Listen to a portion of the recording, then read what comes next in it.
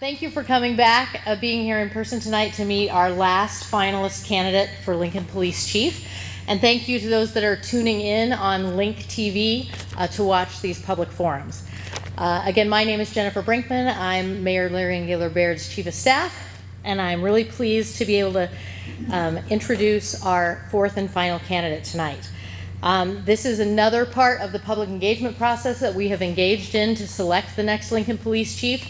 That has involved a public survey, focus groups, listening sessions, and meetings with our LPD officers, leaders, and staff. We developed all of that information into a report that we used to develop the job description. As I've said 3 times already, we had 31 candidates apply for the job.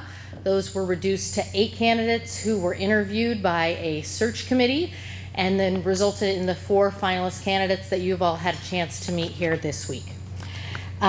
Those 4 finalists were announced on June 3rd, and each of them have participated in a day of program activities, including a community tour, a meeting with the mayor and some city council members, and other small groups, as well as an afternoon visit to the police department where they were able to meet with leadership, officers, and staff. With that, I'm excited to introduce Ramon Batista, who's the former chief of the Mesa, Arizona Police Department. As usual, his biography is available in the back of the room, along with a comment card that you can complete and turn in tonight. Our program for this evening is the same as the 3 evenings before.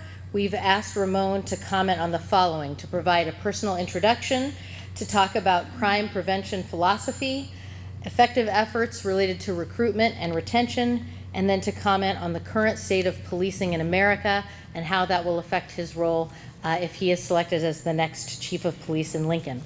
So without further ado, it's my pleasure to introduce Ramon Batista.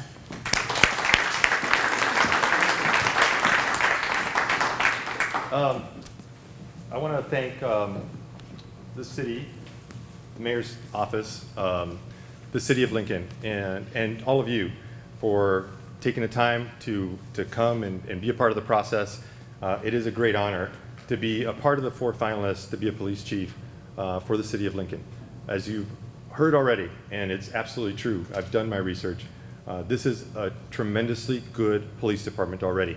And so your next police chief, whoever that might be, is going to come to a place where there's a great opportunity to continue to move forward and progress this agency into that 21st century and the expectations that our communities have for excellent policing in this country. A little bit about myself. I just read the bio, and it's pretty close. It's pretty accurate. It doesn't fully encompass 34 years of policing, but it's all there. I'll tell you that I was a 10-year-old kid who always wanted to be a cop, and I remember tugging at my mom's coattails at a very young age of trying to figure out how I was going to join the Explorer Post program. And so that began my career, where I spent the first 10 years in patrol as a line level officer, and then a couple years as a detective before I got my first promotion. After 12 years, I got my first promotion then to become a sergeant, and I was a sergeant for 6 years. A majority of that time was as a traffic sergeant, motor sergeant, riding a motorcycle. From there, the career progression just moved. You know, I became a lieutenant, patrol captain in the neighborhood where I grew up. And for anybody thinking about being like the cop in your neighborhood where you grew up, but I was the patrol captain in the neighborhood where I grew up. And it was an amazing opportunity to work with 100 or so officers working in a really tough environment, a tough neighborhood, and doing their best. And that was really the beginning of where I kind of figured out, hey, like I'm really good at bringing community and the officers together and figuring out how we build those relationships, right? Because inevitably there's going to be situations where we miss the mark and something goes wrong, and they needed to make sure that there was an assurance there that the captain of that area was open to dialogue and conversations. So that was the foundation for when I started to kind of think, hey, could I be an assistant chief one day? And then from there, once I became an assistant chief and I had the patrol bureau and the investigations bureau on later on, that's when I really realized, hey, I could be a chief. And so I started to work diligently towards making sure that I went to the best executive leadership schools for police executives in the country. So I'm a graduate of the FBI National Academy. I am a graduate of the Senior Management Institute of Police, which is a offshoot training course for the Police Executive Research Forum, which is a Washington-based think tank just focused on policing and police issues in this country. And I'm also a graduate of a program called the Police Executive Leadership Institute. It is part of the Major City Chiefs Association mentoring program for aspiring police chiefs. So I got to spend a week or two with the Detroit police chief, and he was, I was his mentee, he was my mentor in Detroit. And so I went to Detroit with the same bias that you might feel right now if I say Detroit, and you go, whoa, things are crazy in Detroit. I got to tell you that that was probably one of the best experiences I had, and it cemented the belief that I needed to be a police chief, because there were really, really great cops in Detroit working every day in a situation where the odds are stacked against them. And that kind of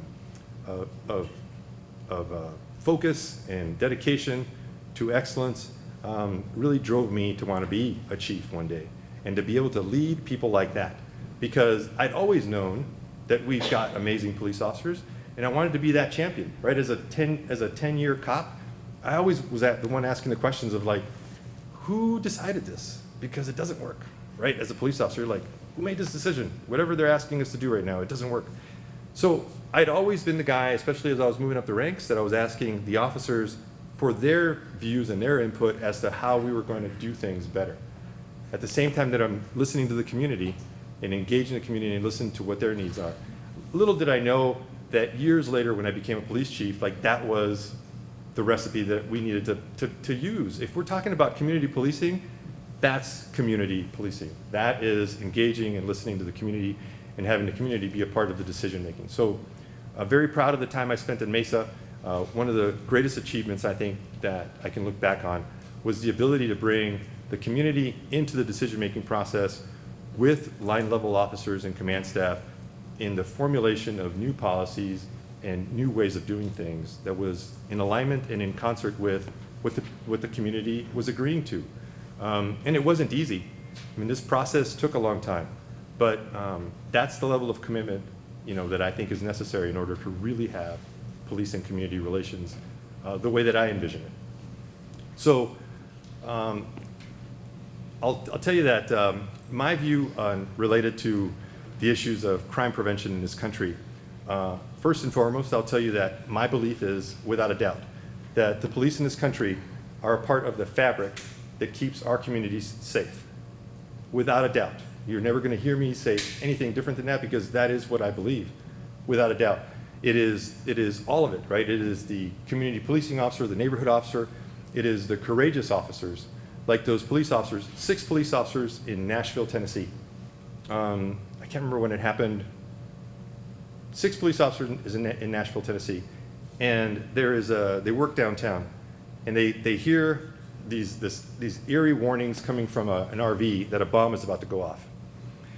Those guys, 6 of them, and 1 female officer, go door to door, building by building, as the eerie, imminent warnings that a bomb is about to go off, and get everybody out of that area. The bomb blows up, and sure enough, causes all kinds of untold damage, but no lives were lost, right? So that's the kind of courage, and that's the kind of police officer that I know, and that's the kind of police officer that I want to tell you about, that we should be proud of those folks. I'll tell you one other quick story, because this is what I'm talking about when I say they make up the fabric of safety and security in our country. A female officer working a midnight shift, she comes across a guy in a private business area, business park area. After hours, he's obviously trespassing, he's suspicious, right? Like, it is what we want our officers to do when they see something that's a little out of place. You want them to stop and kind of ask questions like, hey, what are you doing here? Because if you're the business owner, if that's your business, wouldn't you want our officers to do that? Exactly. So she stops, she has a conversation with this guy. He's acting a little hinky. Hinky is a word for suspicious. So he's acting a little suspicious, and so she's like, you know what, sit down while we have this conversation. So he sits down on the curb.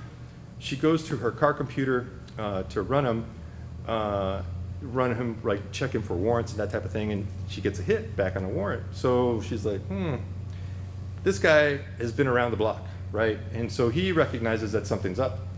So she gets out and she goes, hey, what's your name again? And so he starts to like, and he starts to get up. And he starts to get up, and as he starts to get up, he's like, no, hold on, just, we're almost done here, relax. And so then he starts to just lose it, right? And pushes her arm away one way, and then pushes her as she tries to make contact, pushes her away. She goes flying back, and I'm watching this as a video, right? So you see the camera panning away, you hear her groan as she hits the ground, and he takes off running. She gets herself back up, and she starts the pursuit. They're in the front part of the building, the front part of where this is happening, you know, and it's semi-well lit, it's at night, so we got whatever lights we have. And you can see what's occurring on the camera. But the guy runs around the corner, and it goes dark. On the camera, it goes dark. That's the other misnomer. The cameras capture a lot, but our eyes are amazing, and they capture 100 times more. So she can see where she's going, and she continues the pursuit. In a little bit of the light, you can see him running at a distance. She's giving directions as to where she's going. She's giving that guy directions to stop. She's in shape, he's not, and she catches him. She catches him. Use of force really was what, pushing him under the ground so he would fall, and then she jumps on top of him, and she takes him into custody. That's the kind of courage I'm talking about. That's the kind of work I'm talking about that make up the fabric of what policing is in this country. Now, as I tell you this, and we're talking about this issue of crime prevention, I'll tell you that police can't be on every corner and they can't be everywhere. And there is a concern for me right now in this part of the summer, early part of the summer, where the big part of the conversation is we've got violent crime rising all across the country. And our go-to way of dealing with that is, Chief, what are you going to do about this? Right? And I got to tell you that we can't do this alone, right? So asking the police department or the chief to do something about this crime rate that's going out of control, well, sorry to use the metaphor of this, but that's like asking the hospital system to cure a pandemic. It's a lot. But what we do need in this time frame, in this period, is the collaboration and the work of other agencies that are at the table with us, right? Because we are not the only ones, the only purveyors of public safety. Public safety is a collaboration between ourselves and the community that we're working in. It is the trust that is built between ourselves and the people that we serve, that when an officer responds to your call for service, you look at him and you say, officer, let me tell you what happened. Versus if there's a lack of trust, when the officer gets out of the car and he's met with a cell phone camera in his face and numerous expletives that come after that, because there's no trust and no ability for the officer to do his job and provide safety to that community the way they deserve. So that work, that collaborative work between ourselves and how we're doing in order to keep our community safe, it's something where we are all at the table. And I would be one of those folks that would say, hey, look, I know our history in the country, our history in policing. In the 1970s, we decided as a country that we were going to look at criminal behavior and disorder in one particular way, and that was going to be through law enforcement and incarceration. And so now we've come full circle where we're realizing, hey, we can't do this alone. A multidisciplinary approach to dealing with homelessness, drug addiction, folks that are experiencing mental crisis. It is that time where we need to look at this more holistically and figure out a path towards that. So as a country, we disinvested in those safety and security needs, social justice needs of a community, and left it all for the officers to do.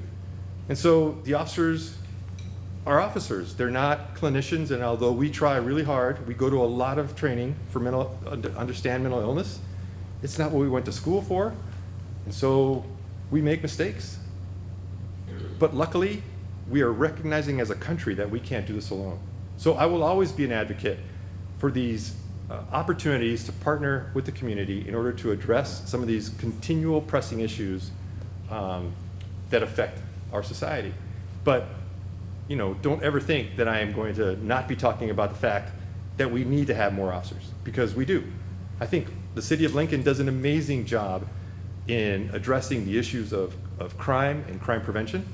But there's always an opportunity to make sure that we are keeping pace with retirements, with the increase in the population, and little by little, we continue to add more officers in order to stay afloat and stay at pace, if not try to get ahead of it, because we never know when we're gonna lose some of that ability to maintain that safety, because we could lose the safety quicker than we can get more officers into the pipeline.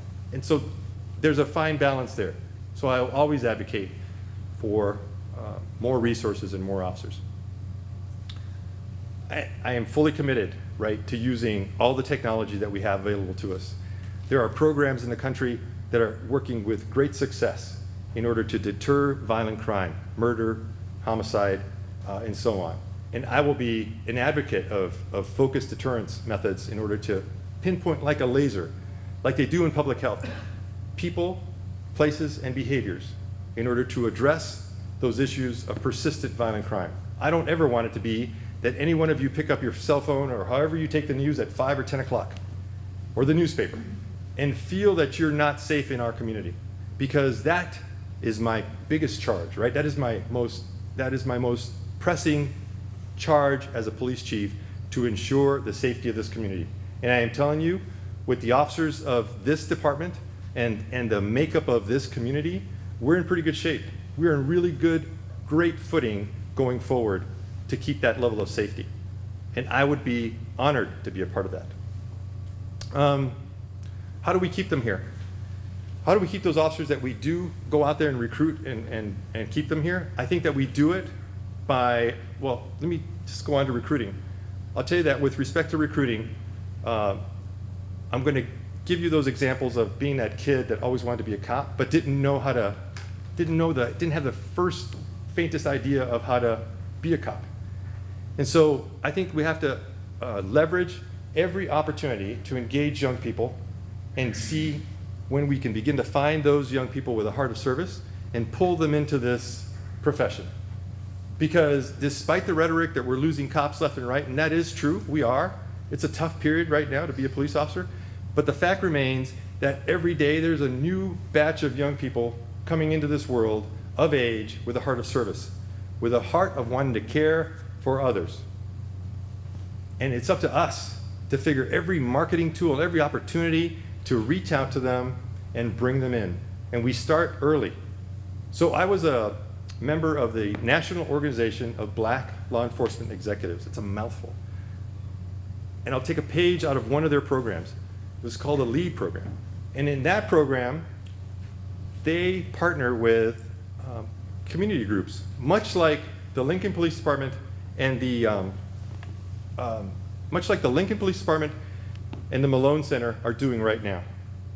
And their effort, the reasons why they're doing it, is because they're trying to build relationships with young people at an early age. So at that teenager age where they're starting to kind of look at cops like, yeah, I don't like you. I don't know why I don't like you, but I don't like you. But then they get to meet a police officer in a situation that is not enforcement related, it is just relationship building. And so there is where we begin to plant those seeds in minority communities and bringing in women into the profession of policing, because we have to. That was me, for Christ's sakes. And so it's imperative that we work those opportunities. We have the University of Nebraska at Lincoln. And what an amazing opportunity, right? 52,000 students. Every time we've got a freshman class, engage them on the topic of safety. So really what that is our introduction into, hey, we're the Lincoln Police Department and we're here for you, right? And we're smart about who they're engaging with, people that look just like them. We're starting to plant that seed. Then when they're juniors, when they're seniors, we start thinking about internship programs, which the department already has. And we start leveraging those opportunities for people to think, wow, I could be a part of this profession. We will talk to them about the responsibilities of honor and integrity and the courage that it takes to be a police officer. in a time of crisis. But what we most need from young people is their ability to come up to a problem and say, how am I going to solve this? To be able to look at it and walk around that problem and kind of go, okay, I think I know what we're going to do. Because that's what it is, right? 911 calls are ambiguous. I said that earlier. We don't know really what we're going to until we get there. A barking chicken call could be something completely different than what it sounds like when you first get the call.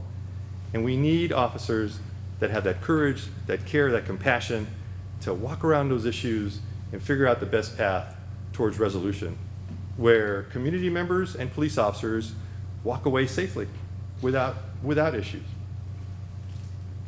And so I think that that's possible. And I will always strive towards that. Let's see. It's tough when you're up here and you got to remember all this stuff.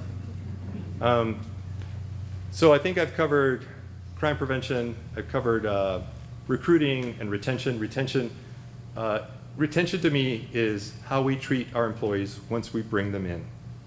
We got to make sure that that same kind of fairness that we are asking them to give to you and the public and when they're dealing with you, police departments are not very good about doing that internally. And so I'll tell you that my philosophy is to make sure that we take care of our officers internally the same way that we're asking them to be careful and compassionate with the people that they're talking to. My hallmark has been that I want to make personal contact and establish a relationship with the officers that we have. I always want to make sure that we are thinking about their welfare. As I stand before you today, I'm carrying things in my head from things that I saw from 30 years ago, because we had no way to talk to anybody about those things that were happening to us. So going forward, I want to make sure that we are doing everything we can in order to safeguard their careers and their opportunities to hit retirement on their date when they want to retire. I often hear how there are careers out there that are much more dangerous than being a police officer. And they're probably right, it's true. But I'll tell you what, that I don't think we have ever or have come close to figuring out the cumulative stress that is piling up on police officers across the country. Yes, the stuff that we saw last summer with the protests and how police were broadly painted a particular way was really tough on them and has led to folks leaving. But I'll tell you that there's other issues that go on day to day that have nothing to do with those protests, and they have to do with just being a cop that people don't really quite know, but I do, and my job is to ensure that we take care of them so that they're mentally okay. Every day they put a gun on, every day they put a vest on, and every day there's a moment in time when they think, this could be that day. This could be that day. But then they walk, they kiss their family goodbye, and they go out the door. Well, guess what? Their family is still thinking about that issue as well. They carry that same weight and those same concerns until he gets home or she gets home. So these are things that I don't think are evaluated with enough weight and thought. The fact that at their worst, most stressful moment in their career, they're being recorded on a camera and are going to be judged, rightfully so, right? We have high expectations of our officers. They're going to be judged on everything that they're doing at one of the most stressful moments of their life. And the expectation is that they get it right. And so imagine, right, what other profession has this type of weight to carry? It's these men and women that have said, oh, I'll do it. It was Ramon Batista when he was 22 years old. No cameras back then. I don't know if I'd be here. No, I'm just kidding. But you get the point that there's no other profession that is put under that microscope, and of course no other profession that has this level of responsibility and care for our communities. And trust you me, that badge symbolizes this reservoir of trust that you have in us, and our officers know that. Our officers know that every single one of them is carrying this reservoir of trust, and the the greatest thing about that is how important that is, but also the greatest fear and concern about that is that any one of us could make a mistake and pierce a hole into that reservoir of trust. And that's when we, collectively, I, the chief, will stand in front of you and tell you that we've made a mistake and that you have to have faith in me that we will try to get it right and that it was not the outcome that we wanted. I'm always going to be concerned about situations where a life is lost or somebody is hurt. Always. I'm always going to be thinking about process improvement and how we get better. But at the same time, I'm telling you that I have a realization and understanding that our folks are human and we're not perfect. We're not infallible. But I will be upfront and honest with you and have those conversations and be the department's greatest cheerleader at that same time, because I know what kind of department is here in Lincoln. So I'll talk about the things that I think are the pressing issues in policing, and I really hope that I'm staying within the timelines. I got a nod that I am.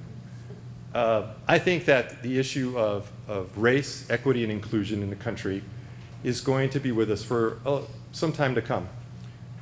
And what I want to be able to do is have those kinds of conversations within the organization. They're not easy, but I've been there, so I understand that I would never have that kind of conversation with our men and women in any kind of way that made them feel bad, any kind of way that embarrassed them, or any kind of way that made them ashamed of the history of policing in this country. Because we have made amazing strides in getting better and better. Sometimes I joke that policing and the Catholic Church were kind of like almost on the same page when it comes to like trying to turn the ship around. We're slow. And I'm Catholic, so I can tell you that because I know.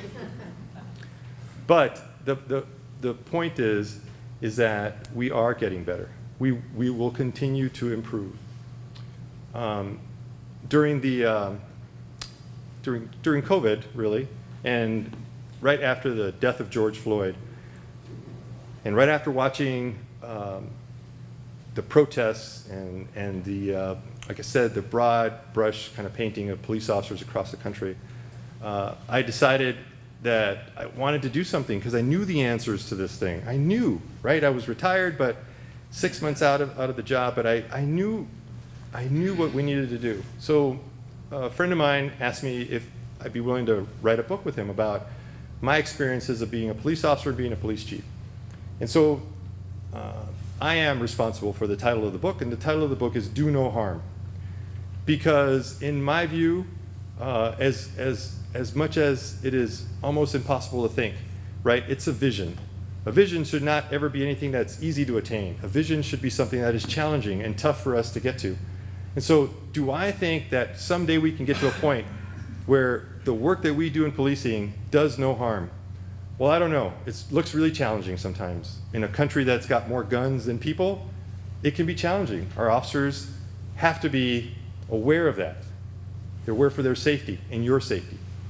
So it's still my vision that we can continue to get better and we will get better. We've shown it over the history of policing in the United States. And although sometimes it seems like we take a couple steps back, we are making major improvements. I think another topic that will be with us for a little bit longer is the topic of defunding the police. And I'll tell you right up front that you probably got it from me by now that I am not in favor of defunding the police. And I think it means different things to different people. I have been a part of the experience of decoupling, of taking away calls that the police should not be engaged in. And I kind of mentioned it earlier. So homelessness is one that's at the top of my list that I can think of. Folks experiencing mental crisis and drug addiction.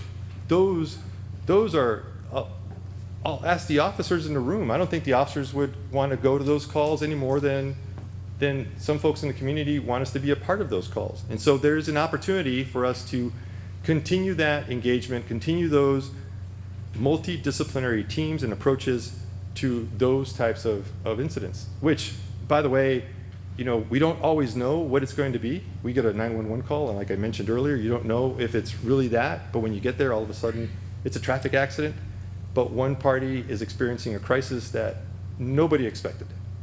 And so this is going to happen where, we are trying really hard to get folks that can help us with these issues, but it's not always going to happen. And so our officers are going to continue to be trained and to have this understanding of how to deal with folks that are experiencing mental crisis. I'll give you a quick story related to this issue of defunding. Boeing 777 departed Denver Airport not too long ago, passenger airliner, full of people. Just as it left, one engine experiences failure, stops. And so now the pilots keep their cool, turn that plane around, and land safely. For a week, and I was paying attention, for a week, pundits, aviation experts, all of them said one thing. You know what it was? It was their training.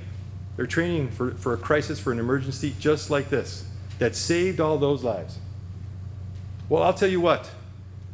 It is the investment in our officers and their training and their wellness, not the disinvestment that is going to keep our communities safe and is going to lead us to safe outcomes. That I know. And so that's why I get passionate about this topic of defunding, because I don't believe in it. No, it is when you have something at home that starts to falter, you don't ignore it and don't invest whatever you need to in order to fix it and make it better than it was before. So, and I hate to make that like such a simple comparison, but there's absolutely, I don't agree with the phrasing or the ideology of defunding the police department. So, lastly, I'm going to talk to you about the issue of use of force. The city of Lincoln has been very proactive. They call it use of control. I think that language matters. And they're in alignment with a campaign called 8 Can't Wait. And it's essentially a list of 8 initiatives that they're saying that police departments should engage in that could lead to safer outcomes in those situations when they are dealing with folks in the community that are highly charged and could lead to some kind of bad outcome. Well, I'm not surprised because I've done my homework, and neither should you, that the Lincoln Police Department was already ahead of that, was already doing those things and working towards really just finishing that off. That's the kind of police department that we have here. But this topic of use of force, use of control, I think will continue to be one of conversation in this country. And I think that we in policing, the leaders in policing, need to have the courage and the fortitude to see and acknowledge that when we see something like Derek Chauvin on George Floyd's neck, that we acknowledge what that looks like and what that means, so that trust that I keep talking about, that ideology, the idea behind the fact that you believe in us, that we are really trying to do our best and get it right, that we will for you. We will do that for you. And not have this idea in your head that you can't trust the police, or that police officers are driving around thinking that they don't feel safe in these communities, right? It's a funny thing. When any one of us walks into a movie theater and we see a violent movie, there's always a little safety net that tells us that's not real. We know that. But when the images of a member, the most visible member of government, right, a law enforcement officer, having to use force on another human being, it makes every single one of us cringe. And while cell phone video and body-worn camera video will give you a snippet, it's up to us, leaders in policing, to give you context, to give you the full understanding of what the officers are seeing. Their eyesight doesn't miss. A camera is taking a string of small pictures and tying it together. So there are small gaps in between every little picture, frames per second. The officer's eyes, they don't do that. They don't work that way. They see things that you don't always find in a camera. And so we have to listen to what their experience and their perception of what they saw in the context of what unfolded on a video. And we have to be upfront about those things. If it obviously doesn't look justified, then we have to be upfront and say, you know, I just gave you the example of George Floyd and Derek Chauvin in Minneapolis. We have to be upfront about that and say, that wasn't representative of all the good officers in this country. And if it happened on my watch, I will take the responsibility for that. It's about, I'm the leader of this organization. It's on me to step in front of the mic and tell you that we could have done it better, and we will. And then my hope and my expectation is from the work that we've done as an organization, the officers on the street, the social media that talks about all the really cool things they do, the relationships that I've built in the community, I want that to be the backdrop, to be able to get us back up and have our back as we continue to do the work that we're trying to do and keep our communities safe in conjunction with you. So once again, I want to say thanks for your time. I know that I'm going to stick around for a little bit of time to answer folks' questions, and I know that I've got 3 questions that I don't know what they're going to be, so I can't wait to hear those.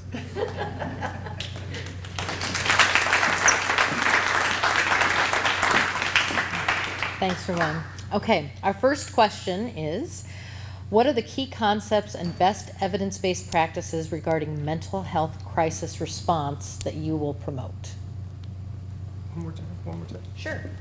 What are the key concepts and or best evidence-based practices regarding mental health crisis response that you will promote? Okay, so I think I mentioned it. I'm lucky that I come from a department where I spent the 30 years of my career, and it was a very forward-thinking, proactive department. So we started training our officers in the recognition and the identification of folks experiencing crisis, right? Mental crisis. And we had not gotten to the point yet where we started to use multidisciplinary teams, clinicians riding along with police officers in order to help us identify some of those things. But I tell you what, right, this is where I feel like I'm a lucky guy. When I was a young cop, there was 2 types of crisis teams that were available to police officers in Tucson. One was called the crisis team, the crisis unit. And they were amazing because you could call them for anything that you kind of like stumbled upon and didn't know what to do next. A victim of domestic violence that did not want to stay at home anymore, even though we were arresting the other party, they didn't know what to do. Like, as a cop, young cop at that point, you're like, I don't know, what do we do? The crisis unit would come and help us with those situations and those victims. Situations, unfortunate situations where we're having to remove children from a parent for any number of reasons. The crisis team would be there helping us through that difficult situation of removing somebody's children from their custody. The other one, that was a really good program, was called the Mobile Acute Crisis Team. And if you guys have heard of a program from Eugene, Oregon called Cahoots, this was the earliest version of Cahoots, right? In the late 1980s, early 1990s in Tucson, the MAC team, the Mobile Acute Crisis Team. And they were so great because we'd come upon these issues, and by then, remember at that period, we weren't getting any training on dealing with folks that were experiencing mental crisis. We would wing it. We would use our best dialogue and engagement skills to wing it and get through this period.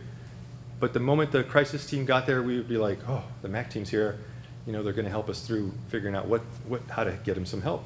Because we knew early on that the answer wasn't, we're going to take everybody to jail. We knew that they were suffering from an ailment and they needed care, not jail in that case. So that's my history. By the time I left Tucson, I had the opportunity to be the Bureau Chief of Patrol. And in that position, I was able to double the number of officers that were assigned to the mental health care unit. And then finally, by the time I actually left, we were at the point of moving the mental health care officers out of the main station and actually into a satellite office where they were working in collaboration with clinicians. Going out there and ahead of time identifying folks that were in serious crisis, giving them the help they need before they get to the point that they hold themselves hostage with a threat of suicide, and heaven help us if they have a handgun or a rifle, because that makes the call extremely dangerous. There's another example that I have of dealing with folks who are experiencing crisis, and that is this. When a 911 call gets into the 911 center, and the person begins to express these suicidal ideations, there's a way to begin a triage process when the call comes in. So if there's a situation where we immediately need to send an officer, right, there's a series of questions that the person taking the call can ask. And they can make a decision about whether or not we're going to have to dispatch 2, 3, 4 officers to this call, or if it's something where a clinician that's online, that's on the phone, that can then take the call and begin to have that conversation and the patience that it requires to deal with somebody who's in that kind of mental state. Therefore, saving us 2, 3, 4 officers having to respond on that call. So I have experience with that. Fast forward in my time in Mesa as a chief, by the time that I left, we had both of those types of programs up and going, which was looking at alternative ways to deal with folks who are experiencing crisis. So yes, I am well-versed in the training that is required. I'll never say that we shouldn't be trained in recognizing mental illness. We'll continue to do that, but I'm also going to look for those partnerships outside of the department with the Mental Health Authority in Lancaster County and see how far we can go. There was a recent grant from the Department of Justice, and I'm not sure if it's the same one that the City of Lincoln is engaged with right now, but there's a recent grant that just came out. And basically what they're looking for is applications for innovative programs in the collaboration between police and clinicians in addressing the issues of mental illness. A grant that will pay for getting the program off the ground and I think sustains it for a certain amount of time. And if you ask me, how does he know that stuff? It's because, oh my God, I'm still really plugged in and I read a lot. Every time I read something, I realize, I didn't know that. So, yes, that's it. All right, our second question is, have you ever been in a situation where you felt uneasy around someone with a different background, and how did you deal with that situation? Some of these aren't easy. I'll tell you that as the chief at Mesa, I had the opportunity to build this really great relationship with the Muslim community. We had a Muslim advisory board. So we would meet with them, I think, once a month or once a quarter. When I first got there, obviously I made it a point, right, to get out into the community and meet community leaders. And so I met the folks with the Muslim advisory board and really got to know them, really good people. Really, they were working so hard to, I think, show the police department that they weren't a threat, that they were members of our community that supported law enforcement, that had a deep faith, an amazing work ethic, and were solidly behind the effort of public safety. They really wanted to show us that. And so as I tell you the story, I get the chills because it was like that was the first time that I'd really had that close a contact with folks of Muslim faith. And I would say that the time where I thought, oh, this is different, I had never done this, is when they invited us into their mosque. And I had never been in a mosque before. And I think that was probably the moment in my career, kind of pretty late in my career, to be in a place where I was like, wow, I've never done this. And how did I handle it? By being gracious and respectful of the customs and the rights of Muslims in their place of worship. I couldn't imagine, right? I'm very defensive of my churches, and I'm very respectful of others.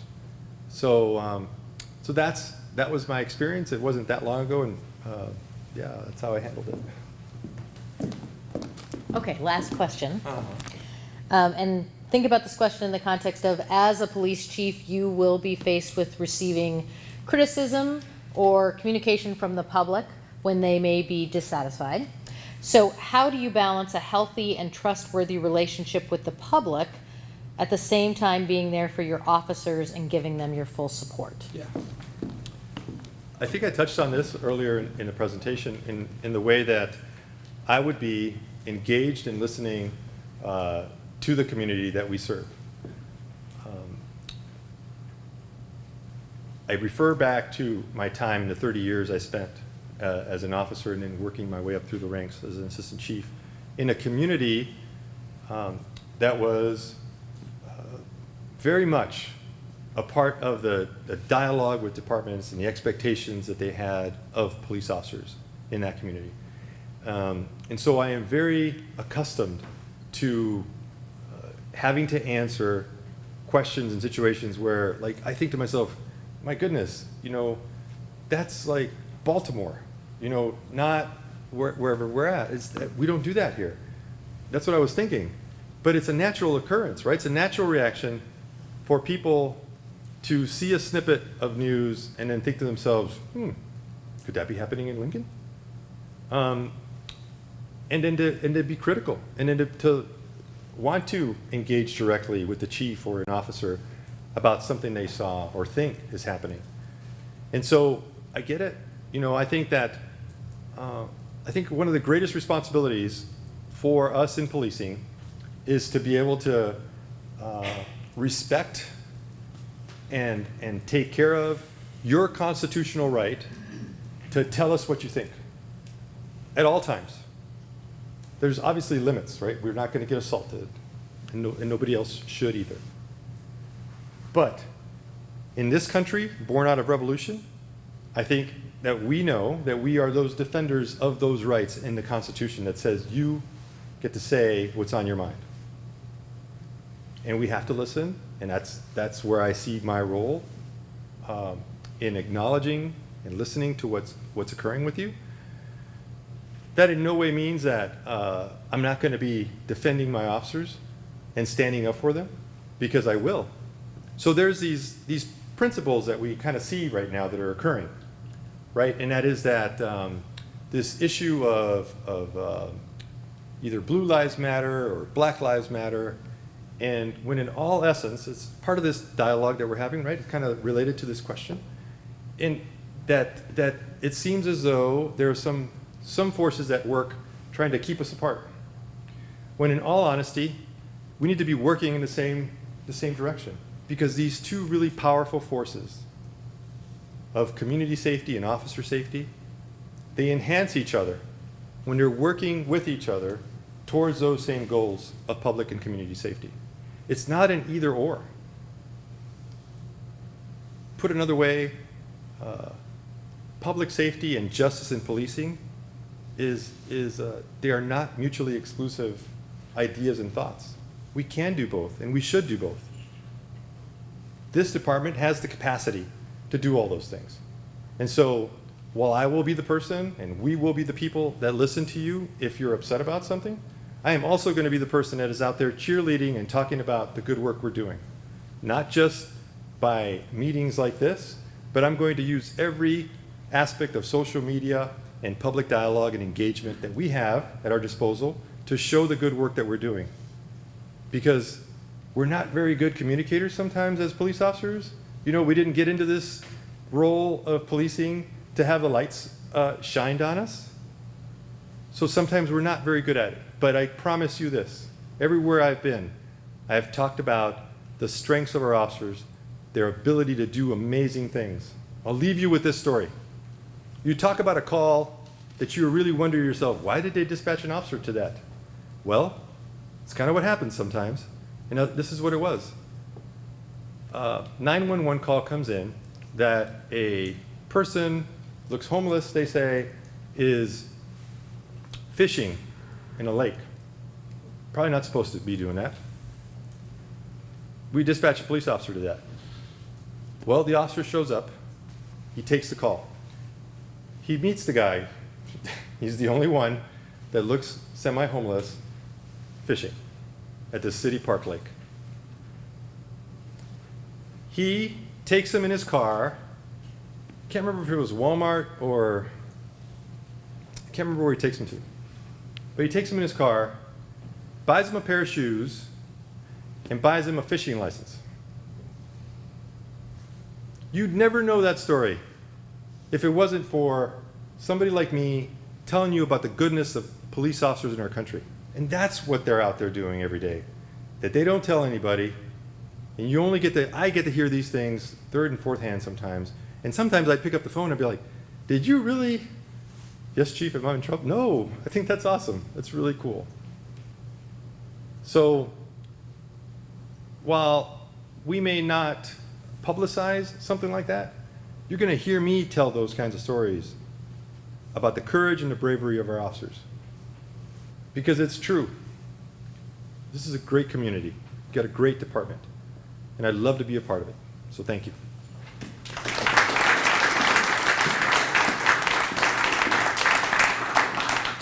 All right, thank you, Ramon. Thank you so much for being a part of our police chief finalist process. That concludes our fourth and final forum. Thank you all for being here. Thank you to Trevor and Sean from the City Parks and Rec Department who have helped here. Thank you to all the LPD officers that have been part of our process this week as well. Just a reminder, I think there's a few lonely cookies left back there on a couple of trays. Take a couple home if you want. Help yourself to refreshments. There are some comment cards in the back. Please turn those in. And remember that if you're watching this on Link TV, you can provide any feedback about our forums and the candidates that you saw to the mayor@lincoln.ne.gov by email or call our office at 402-441-7511. Ramon will be here to speak with people who are present if you want to engage in dialogue or ask questions. But remember, we have beat the storm so far. So if we're quick, we'll make it before it starts raining. Thanks. Have a great night.